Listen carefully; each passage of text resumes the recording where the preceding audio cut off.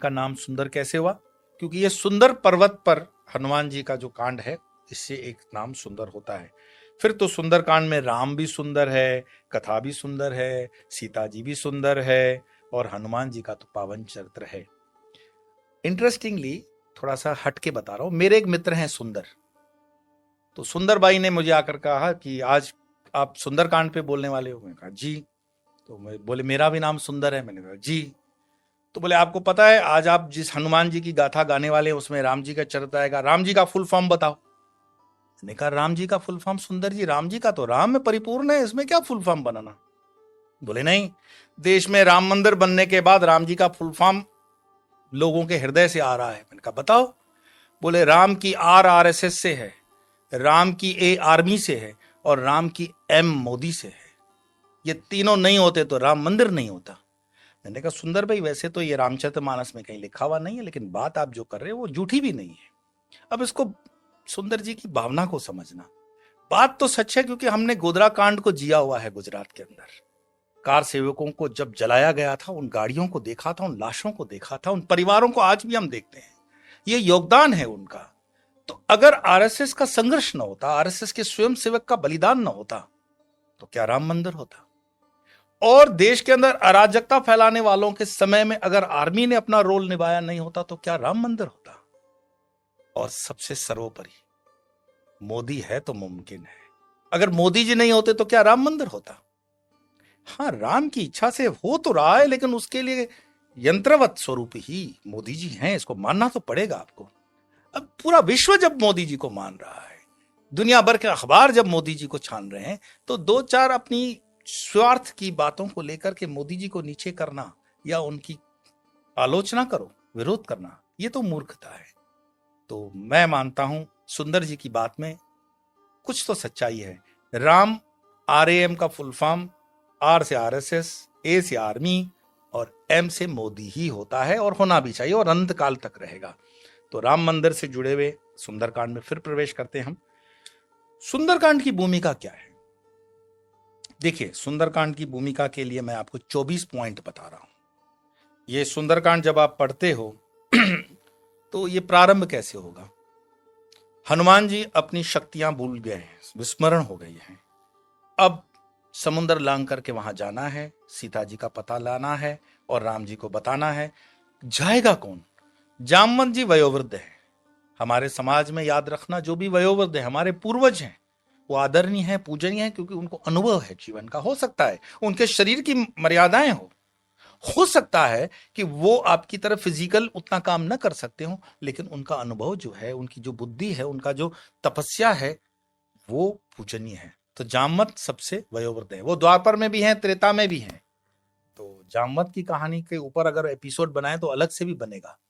तो जामवंत जी हनुमान को अपना स्वरूप बताने के लिए किष्किंधा कांड के अंदर, जो आप अपने पूजा में ले सकते हैं इसको, कवन सुकाज कठिन जग माही, जो नहीं होत तात तुम पाई। कवन सुकाज कठिन जग माही, जो नहीं होत तात तुम पाही। ये हम इसको अनुष्टुप करके उसको मतलब मंत्रों के साथ लगाते हैं, तो उसका फल अलग से होता है। इस चौपाई में, इस दोहे में बहुत बड़ा तेज माना गया है। कवन सुकाज कठिन जग माही, जो नहीं होत तात तुम पाही। और जो हमारी इच्छा होती है उससे पूरा करवाते हैं। ये हनुमान जी को जगाने की मंत्र है। लेकिन जैसे प्रवेश करते हैं सुंदरकांड का, तो सुंदरकांड का प्रवेश कहां से होता है? वहीं ये जो 4 लाइनें आएंगी, जामवंत के बचन सुहाए, सुनि हनुमंत हृदय अति बाए। तब लगी मोहि परखे हूं तुम बाई, सही दुख कंद मूल फल खाई। हनुमान जी कहते हैं वानरों को, मैं पता लगा करके आता हूं, तब तक तुम ये फल मूल वगैरह खाओ। इसका बाद में पूरा डिटेलिंग के साथ आप रामचरितमानस स्वयं पढ़ सकते हो। भूमिका की जो मैंने आपको बताया 24 पॉइंट। चैत्र माह के अंदर हनुमान जी लंका के लिए प्रस्थान करते हैं। याद रखो, चैत्र माह की जो नवरात्रियां आती है उसके अनुष्ठान में रामचरितमानस या फिर सुंदरकांड का अनुष्ठान आप कर सकते हो।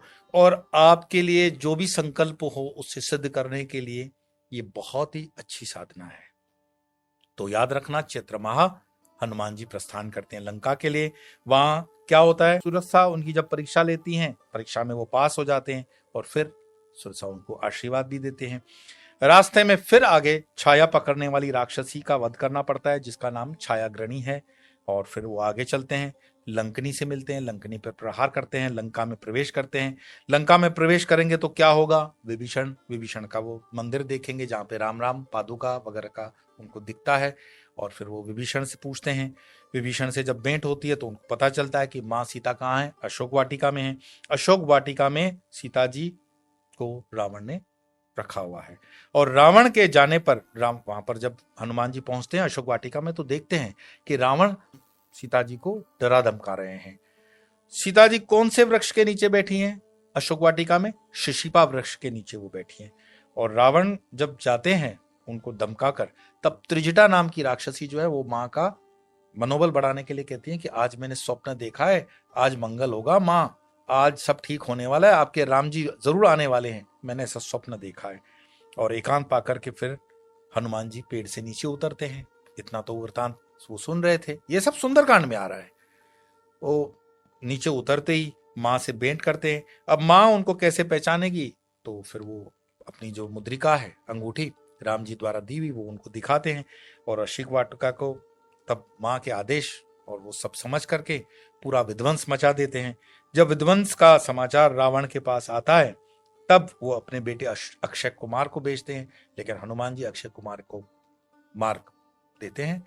और मेघनाथ जो है रावण के इंस्ट्रक्शन पर हनुमान जी को नागपाश में बांध करके रावण के सामने लाता है। रावण उनसे प्रश्न करता है तुम कौन हो, तब वो बताते हैं हनुमान जी कि मैं रामदूत हनुमान हूं, और आने का अपना कारण भी बताते हैं। तब रावण अहंकारवश उनके पूंछ में कपड़ा बांधकर तेल डालकर आग लगवा देते हैं। क्यों, उनका मानना है कि हनुमान जी एक वानर हैं और वानर की माया हमेशा पूंछ पर होती है, ऐसा सुंदरकांड के श्लोकों में आ जाएगा। लेकिन कभी कभी हमारा ओवर कॉन्फिडेंस ले डूबता है। रावण का यही ओवर कॉन्फिडेंस लंका के जलने का कारण बनता है और पूरी लंका धू धू करके जलने लगती है। हनुमान जी लंका का दहन करके फिर वापस सीता जी के पास आते हैं। सीता जी को कहते हैं कि अभी मैं वापस राम जी के पास जा रहा हूं, आप संकेत कुछ देना चाहें, कुछ संदेश देना चाहें तो बताइए। सीता जी कहती है कि मैं 1 महीने से ज्यादा अब जीवित नहीं रहूंगी, मैं शरीर छोड़ दूंगी, राम जी से कहो वो जल्दी आ जाए। देखो यहां पर बुद्धिजीवी कहते हैं कि अगर हनुमान जी राम मिले ही थे सीता जी से तो सीता जी को कंधे पे उठा के ले आते, बात खत्म। नहीं, ये लीला है, इसको समझो। ऐसे बकवाद मत किया करो। जब तक तुम शास्त्र पढ़ते नहीं, समझते नहीं, तब तक वॉमिट मत करो, गलत वॉमिट मत करो। उसको समझो, उसकी गहराई को, कि जिस चरित्र निभाना है राम जी को, वो राम जी मर्यादा पुरुषोत्तम है, उनको निभाना है तो उनको ही निभाना है, वो रोल उनके लिए है। हनुमान जी कभी भी उस मर्यादा का उल्लंघन नहीं कर सकते थे। आदेश क्या है, उस आदेश का पालन। हमारे अंदर एथिक्स की कमी है। खैर, तो हनुमान जी उन एथिक्स का पालन करते हुए सीता जी की चूड़ामणि जो है वो निशानी के तौर पर ले आते हैं और राम को आकर दिखाएंगे। वो वापस समुद्र पार किया और वानरों से मिले, फिर सुग्रीव से मिले। राम जी बहुत प्रसन्न हुए और राम जी प्रसन्न होकर क्या बोलते हैं, तुम मम प्रिय भरत सम भाई, गले लगा लेते हैं, तुमने बड़ा काम कर दिया हनुमान। अब खैर नहीं है, हनुमान जी की जो भी है शामत आई हुई है। और राम जी फिर वानर सेना लेकर के समुद्र के पास पहुंचते हैं। समुद्र के तट को क्रॉस करना है। इतने में बुद्धि कहते हैं ना भ्रष्ट हो जाए अंत समय में, तो उसका संकेत रावण का विभीषण से विवाद होता है और वो विभीषण को निकाल देते हैं। अब विभीषण लंका छोड़ करके राम जी की शरण में आ जाते हैं और वो उनको पूरे रहस्य बता देते हैं। घर का भेदी लंका ढाए, होना ही था। और फिर रावण ने उसे जब निकाल दिया, विभीषण आ गए राम जी की शरण में, तो राम जी ने भी उनका अभिषेक कर दिया। बोले अब तुम लंका के राजा होगे। अब जिसको राम ने घोषित कर दिया और कि वो तुम राजा हो, तो उसको कौन रोक सकता है। तो ये तो निर्णय तो पहले ही आ चुका था। जैसे मैंने बताया था, महाभारत का निर्णय भी अंतिम श्लोक में पहले ही आ चुका है, पर हमारा अहंकार उसको मानता नहीं। जब खबरियों ने रावण को बताया कि विभीषण का राज तिलक हो गया, तो उसको समझ जाना चाहिए था, लेकिन वो समझता नहीं है। ऐसे ही संकेत तो हमारे जीवन में बहुत आते हैं, हम समझते नहीं है। अब राम जी अपनी सेना लेकर समुद्र के पास जाते हैं, समुद्र को कहते हैं मार्ग दो, और समुद्र जो है फिर वही अहंकार की बात, मार्ग नहीं देता। ये जो कुछ बुद्धिजीवी एक दोहे का दुरुपयोग करते हैं, कौन सा दोहा है? डोल गंवार शूद्र पशु नारी, ये सब हैं तारन के अधिकारी। ये जो दोहा आप देखते हो, छंद देखते हो रामचरितमानस में, सुंदर कांड में, ये समुद्र राम के कोप से बचने के लिए राम जी को कहते हैं, निवेदन करते हुए कि भगवान मैं तो गंवार हूं, मैं तो मतलब मुझे मेरी बुद्धि भी नहीं पता है, मुझे क्या पता, मुझसे भूल हो गई, आप परमात्मा हो, आप साक्षात ईश्वर हो। और समुद्र कहता है कि जिस तरह से डोल को तारना करना पड़ता है बजाने के लिए, जैसे गंवार को पढ़ाना पड़ता है, जैसे नारी को संभालना पड़ता है, ऐसे हम दिनों पर आप कृपा नहीं करोगे तो कौन करेगा। ये सुंदरकांड का मार्मिक लाइन है, लेकिन सूडो सेक्युलरिस्टों ने इसका दुरुपयोग करते हुए समाज में जहर फैलाने के सिवा कुछ काम नहीं किया, और आज भी कुछ राजनेता इस लाइन को लेकर के जहर फैलाने का काम कंटिन्यूस कर रहे हैं।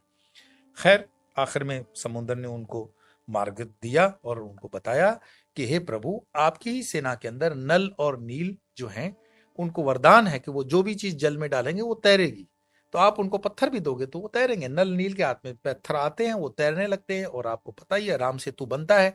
राम सेतु राम जी के जमाने में नल नील ने बना लिया, लेकिन कांग्रेस वालों ने अदालत में लिख दिया कि हम तो मानते ही नहीं, अभी उनको इन्विटेशन भी चाहिए राम मंदिर का।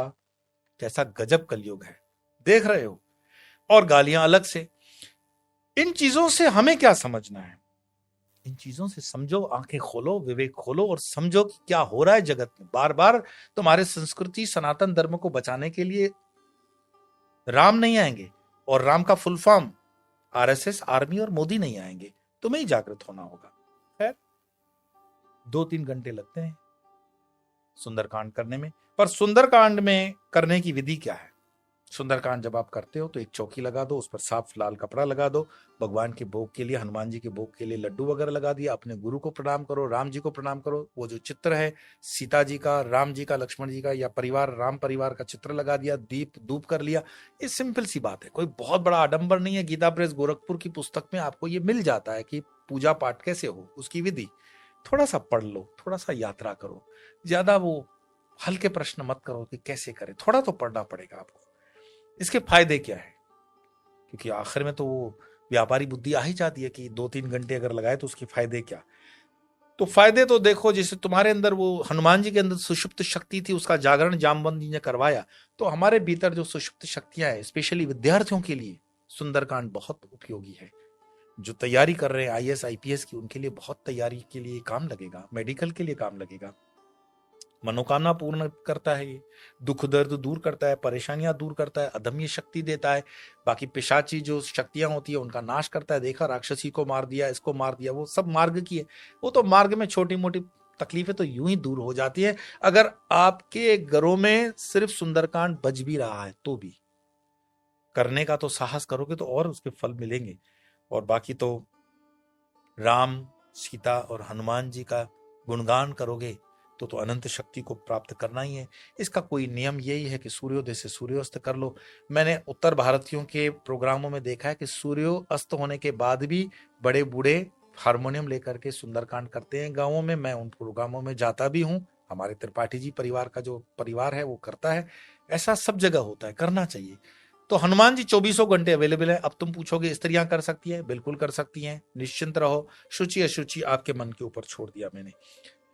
कुल मिलाकर के सुंदरकांड का अनुष्ठान चैत्र महीने की नवरात्रि में तो होता ही है, लेकिन अगर रोज एक पाठ, मंगलवार वाला साप्ताहिक पाठ, मासिक जिसको बोलते हैं महीने में एक पाठ, या फिर कुछ संख्या आपने निश्चित कर रखी है, इसका अनुष्ठान ऐसे कर सकते हैं। कोई ज्यादा इसमें मत पड़ो पछड़े में कि इसका बंधन है, ये है, वो है। हृदय समर्पित कर दो, शरणागति ले लो परमात्मा की। जैसे राम जी की कृपा सब पर होती है, कृपा आप पर भी होगी, बिल्कुल होनी है। और राम का नाम अपने आप में इतना पावन है कि कौन उसको मिटा सकता है। हमें याद है ये राम मंदिर बनवाने के लिए जब ये चल रहे थे यज्ञ याग, तो 1 लाख सुंदरकांड का पाठ हम सन्यासी संतों ने या दूसरे ब्रह्मचारियों ने, संतों ने मिलकर के किया था। मुझे याद है 1 लक्ष पाठ सुंदरकांड का, हमारा योगदान और तो है, लेकिन सुंदरकांड के इस योगदान को देश में करोड़ों करोड़ों बार किया गया है। इसका ही परिणाम हुआ आज राम मंदिर अस्तित्व में आ रहा है इतने सालों बाद। आप अपने जीवन में सुंदरकांड को इस अध्यात्म का एक हिस्सा बनाएं और यह यात्रा एक एक चौपाई, एक एक दोहा, एक एक श्लोक, एक एक मंत्र को ध्यान से उसका अर्थ पढ़ें। आपकी यात्रा मंगलमय होगी। ये रामचरितमानस की पूरा रामचरितमानस अपने इस परिवार सहित बैठें, शाम को पढ़ें।